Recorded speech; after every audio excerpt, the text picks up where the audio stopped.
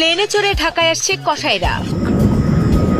ত্যাগের মহিমায় যখন সবাই ঘরমুখ, তখন স্রেফ জীবিকার তাগিদে সৈয়দপুরের কসাইদের উল্টো যাত্রা। কুরবানির মাংস কাটতে নীলফামারীর সৈয়দপুরের একদল কসাই চলে আসেন রাজধানী ঢাকায়। সময়ের স্বল্পতা আর কাজের চাপে কসাইদের বড় একটা অংশ ঢাকায় যাচ্ছেন আকাশপথে। আমরা এই বিমানে যাই, বিমানে যাওয়া আসা আমরা করি।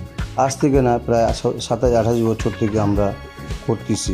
সৈয়দপুর মাংস ব্যবসায়ী সমিতির সভাপতি নাদিম কসাই গত 28 বছর ধরে এই পেশার সাথে যুক্ত।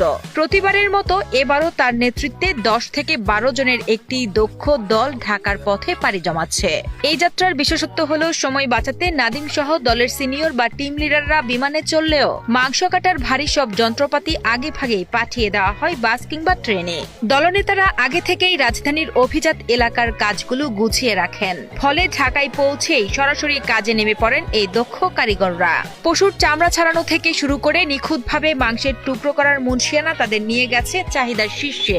বিমানে যন্ত্রপাতি আমরা পাঠাই না, আমরা সব ট্রেনে পাঠাই, বাসে পাঠাই। যারা আমরা টিম লিডার আছি তারা আমরা বিমানে যাই। টাকা আবার ভালো পাওয়া যায়, আমাকে বকশিসও দেয়, প্রায় 2-4-5 হাজার টাকা বকশিস দেয়।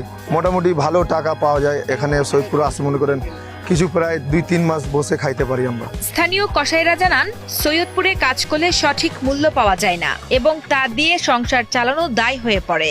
অন্যদিকে ঢাকায় প্রতি পশুতে হাজারে প্রায় 200 থেকে 300 টাকা পারিশ্রমিকের পাশাপাশি মেলে মোটা অঙ্কের বকশিস। কসাইরা জানান, 10 থেকে 12 জনের একটি দল কয়েকদিনের এই কাজে ঢাকা থেকে প্রায় 2.5 থেকে 3 লাখ টাকা নিয়ে যেতে পারেন। এই বাড়তি আয় দিয়েই মূলত কুরবানির পরবর্তী 2 থেকে 3 মাস যখন ব্যবসা মন্দা থাকে, সেই সময়ের খরচ মেটান তারা। ঢাকা যায় কুরবানিতে, এই জন্য আমরা 10-12 জন করে ঢাকা যায়। বেস্ট মোটামুটি টাকা আল্লাহ দিলে ভালো সবাইকে দিয়েছে, 2.5 থেকে 3 লাখ টাকা আমরা নিয়ে আসি। তো সৈয়দপুরে গরু বানালে তো আমাদের তেমন কাজের মূল্য পাওয়া যায় না, তো আমরা এই জন্যই ঢাকায় যাই, ঢাকাতে যাই গরু বানাই। তো ওখানে কাজ করলে আমাদের মোটামুটি যে মূল্যটা পাওয়া যায়, আমাদের 2 মাস দোকান যে বন্ধ থাকে আমরা কাজ, সেই টাকা দিয়ে আমরা সংসার চলতে পারি। নীলফামারী কসাইদের মতে কোরবানির এই উৎসব মানেই বাড়তি উপার্জনের স্বপ্ন। কেউ ট্রেনে, কেউ বাসে, আবার কেউ বিমানে চড়ে ছুটছেন সেই স্বপ্ন পূরণে।